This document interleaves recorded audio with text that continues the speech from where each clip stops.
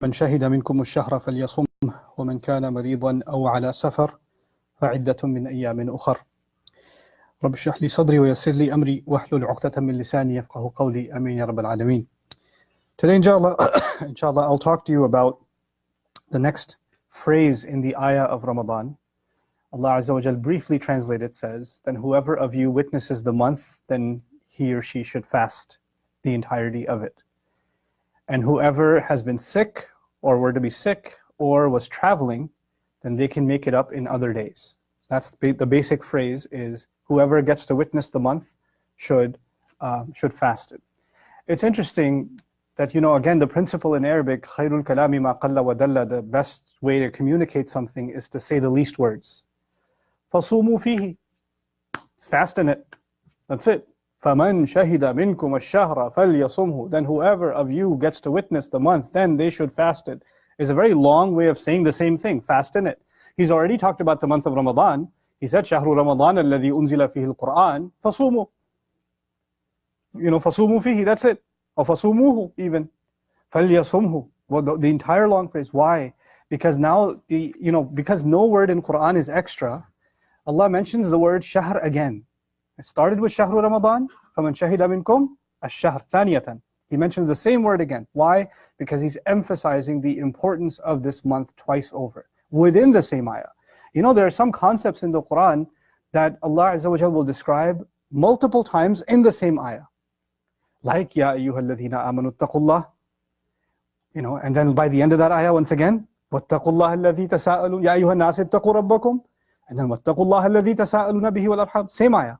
Taqwa in the beginning, taqwa at the end. Here, he mentions the month, then he mentions the month again. So this is Allah's way of emphasizing that this month is no small matter. And that this month should never be disassociated from its purpose. And its purpose is, well, as a result of Quran being Huda linnas and Bayyinatin min al-Huda and Al-Furqan, those three things, then as a result of those three gifts that Allah has given you, then as a result, whoever of you is fortunate enough to witness this month, it is as though they are witnessing the commemoration of the Quran itself, then they should celebrate that by fasting. Now we think of Eid as celebration. But actually, before we think of Eid as celebration, you have to understand fasting itself is celebration. Fasting is Allah's way of teaching us how to celebrate the coming of the Quran. The coming of the Quran. It's remarkable. And, it's going to take a few sessions to help really understand the spirit of fasting. What is it that Allah Azza wa Jalla is communicating when He taught us the connection between fasting and Quran? Allah Azza wa Jalla described that this is guidance. He described that it's clear proof. He described that it's a separation, Al-Furqan. He described all of those things. But when He says that this entire month that you and I should fast, in today's brief session, I want you to focus on the idea of training. Just the concept of training. In any serious qualification, if somebody wants to become a police officer, somebody wants to join the military, somebody wants to become a medical doctor, somebody wants to become an accountant, any one of those fields requires what? Training. And sometimes those things are physical training, sometimes they're intellectual, mental training, sometimes they're even psychological training. There are different kinds of trainings for the task that you have. And if you don't go through that training, you won't be able to benefit from what's being given to you. Allah Azza wa Jalla is describing that this thing that we have been given, this Quran that we have been given, you and I cannot benefit from it the way we are supposed to unless we train ourselves. And the training itself is fasting. That fasting not only commemorates and celebrates the coming of the Quran, but fasting is a way of training ourselves to actually benefit from the Quran. How so? The Quran's most common demand, the most common expectation from Allah in the Quran is taqwa. If you study all the things Allah asks us to have, taqwa, meaning a consciousness and an awareness of Allah, is at the top. There's nothing more mentioned than that. There's faith, and that's in the heart, but practically, the manifestation of our faith is actually taqwa. Ittaqullah, la'allakum tattaqun, la'allahum yattaqun, over and over and over again. Now, let's think about taqwa. Forget taqwa of Allah for a second. What does it mean to be conscious? What it means to be conscious is when you're driving, and the speed limit is 45, and you're going 55. And then from a distance, you see a light flashing of the police ahead. He hasn't seen you yet. He's pulled over somebody else. But what do you do when you see that? You slow down. you become more aware. Or you see a sign, fines doubled. Oh, you slow down. You know? So the idea that, if a light is turning yellow, sometimes in Texas you get a little bold, but then you look on top, there's a camera. Oh, and then you slow down. The idea that you're being watched, you have to change your behavior. The same way, it's not just about driving. Like, students talking in a class. And one's like, the principal. And what happens to the entire class? They all become, qawman salihin. Everybody changes. Because there's an awareness. There's an awareness. Now, the thing about fasting is that Allah Azza wa Jal is teaching us something profound. You and I are in the habit of eating whenever we feel a little bit of hungry for a snack. We just put something in our mouth. Whenever we feel like it, we can look at whatever we want. Whenever we feel like it, we could take a drink. These are all common things, everyday things. But when you're fasting, your favorite food is right there, the snack is right there, and sometimes you even forget, right? You forget you're fasting. In the beginning of Ramadan, it happens sometimes. You pick up the cup, and it comes over here, and all of a sudden, oh! But there was no security camera, there was nobody watching, there was nobody telling you that that's not okay. Where did that come from? You developed an awareness of Allah. Well, nobody told you to be aware of Allah. You're entirely in secret. I've talked to some children that break the fast without telling their parents. And it's an interesting experience. They're like, they have this chocolate, mom doesn't know. He's like 6 years old. He's like, should I do it? And then there's actually a struggle. Even for that child, there's a struggle. You can't just put it in his mouth. Allah is watching. And I don't know if I should do this or not. And even that is a sign of taqwa. He's aware that Allah is watching. Allah wants His presence to be recognized. Allah wants His presence to be recognized, and the most amazing way He does that in fasting. As a matter of fact, your body, your entire body, is screaming at you to disobey Allah.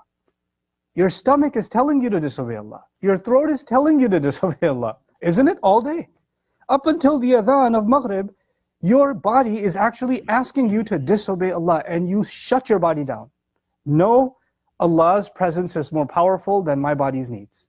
30 days of training that you can submit your body to Allah's will. Submit your needs to Allah's will. Isn't that the case? Allah's words, the Quran, Allah's words create Allah's presence in your heart. They create Allah's presence in your heart. But if that awareness of Allah is not there, you can have Quran. You can hear the Quran. You can hear the recitation. You can study the tafsir. You can hear it. But you won't feel Allah's presence. It just won't be there. You need some kind of a training to get you to become more aware of Allah's presence. And when you're aware of Allah's presence and then you engage the Quran, it's a completely different Quran. Completely different Quran. Meaning the Quran for your brain is something else, the Quran for your heart and my heart is something else entirely. What some ulama call qira'at qalb, the recitation of the heart. That's actually the purpose of fasting. So Allah says, whoever gets to witness this profound month, then they should fast throughout it. فَلْيَصُمْهُ. Now, last thing before I close, Allah says, whoever of you has been sick or is in the middle of travel, they can make it up in other days. The thing is, remarkably, that fasting, and this is a long discussion, I'll give you the brief version of it, that fasting did not start with the Prophet Muhammad ﷺ. Fasting was given to previous people. The Jews and Christians also had fasting. Ya ayyuhalladhina amanu kutiba alaykumus siyam kama kutiba ala alladhina min qablikum. It was given to you just like it was given to those who came before you. Now, what was given to those who came before us? Were they given Ramadan? Were they given 30 days? No. Allah says, ayyaman ma'dudat. They were given single-digit days. They were given single-digit days, less than 10. Some say 9. Middle of the month. Some of the days, like Ashura, things like that. They were not given 30 days in a row like us. Then what used to be the law is فَمَنْ كَانَ مِنْكُمْ مَرِيضًا أَوْ عَلَى سَفَرٍ فَعِدَّةٌ مِنْ أَيَّامٍ أُخَرَ وَعَلَى الَّذِينَ يُطِيقُونَهُ فِدْيَةٌ طَعَامُ مِسْكِينٍ وَمَنْ تَطَوَّعَ خَيْرًا فَهُوَ خَيْرٌ لَهُ وَأَنْ تَصُومُوا خَيْرٌ لَكُمْ إِن كُنْتُمْ تَعْلَمُونَ هذا ما كان قبل رمضان. Meaning, if you missed a fast, you can make it up, or you can feed a poor person. Allah gave that option. You can feed a poor person. And whoever wants to volunteer, meaning they feed a poor person and they want to make it up also, good for them. So basically, if you missed a fast because of travel or because you were sick, then you had two options. You could make it up, or you could feed ta'am miskin. You could feed a poor person, right? You could feed a helpless person, a needy person. When Ramadan came, there's only one option. There used to be two options. Ramadan came and Allah made it how many? One option is what? If you miss it, make it up. If you miss it, make it up. There's no more what? Feeding of. Now, you could think this became harder. Because, first of all, there didn't used to be 30 days. It used to be ma'dudat, few days. That was easier. Then on top of that, Allah made it instead of two ways to get, out of the obligation, only one way to get out of the obligation, and the harder one, which is to make it up. But then remarkably, Allah, which I'll explain in the next session, Allah says He wants ease for you, He doesn't want difficulty. يُرِيدُ اللَّهُ بِكُمُ الْيُسْرَ وَلَا يُرِيدُ بِكُمْ الْعُسْرَ. He wants ease and not difficulty. First of all, He made things harder. And then He says, by the way, I want things to be easy. Remarkable. The thing to remember here is that Allah Azza wa Jal wants our life to be easy. Quran will make your life easy. And Quran will not make your life easy and my life easy if the training is not complete. And so Allah removed the option that gets you to skip a few days of the course. You have to make it up. You have to, obviously exceptions for the sick and all this other stuff. That's for the terminally ill or for the chronically diseased. Those are different fatwa. But generally speaking, Allah wants to emphasize that you should complete the full count of the days. Those 30 days are critical because that's part of your training to really internalize the Quran. That's what Quran is supposed to do. That's what you and I are supposed to do in the month of Ramadan. One last thing, and I'll wrap this up. There are three things when the Prophet moved to Medina, sallallahu alaihi wasallam, that are very important. And two of them I'll tell you now. The Qibla changed. So the Muslims used to pray towards Jerusalem, and now they're praying towards Mecca. When they were praying towards Jerusalem, Jews believed that He is is the same revelation as what was given to us. We're still okay. But now the capital of Islam changed. The capital went from Jerusalem to what? Mecca. This means this is a new nation. They have a new capital. Like a nation has a capital, right? They have a new capital. They also have a new constitution. No more Torah. What's the constitution? It's Quran. And when a nation is formed, you have an inauguration. Like, how you have an Independence Day? A celebration day? Well, Muslims used to celebrate the fasting on the same days as the Jews before. كُتِبَ عَلَيْكُمُ الصِّيَامُ كَمَا كُتِبَ عَلَى الَّذِينَ مِن قَبْلِكُمْ. The fasting on you is just like the one that was given to those before you. But now, Allah said, no, not an inauguration of a new nation day, but the inauguration of a new nation month, the month of Ramadan in its entirety gets to be celebrated. Actually, the month of Ramadan is a clear indication that now we are an ummah by ourselves. We are a separate ummah. Up until now, Allah was talking to them, Ya Bani Israel, Ya Bani Israel, Aminu, La takunu awwala kafir. But then in this surah, Allah told us, He has made you an ummah. When He's made us an ummah, then the ummah has to have its own capital, the nation has to have its own capital, its own constitution, its own celebration of its own independent entity. And that's actually Ramadan. Ramadan is a celebration of the nation's identity as Muslims. That's actually what it is. And so Allah says, whoever witnesses it, then they better inaugurate the month in the right way. May Allah Azza wa Jal give us an appreciation of the power of the month of Ramadan. Barakallahu li wa lakum. Assalamu alaikum wa rahmatullahi wa barakatuh.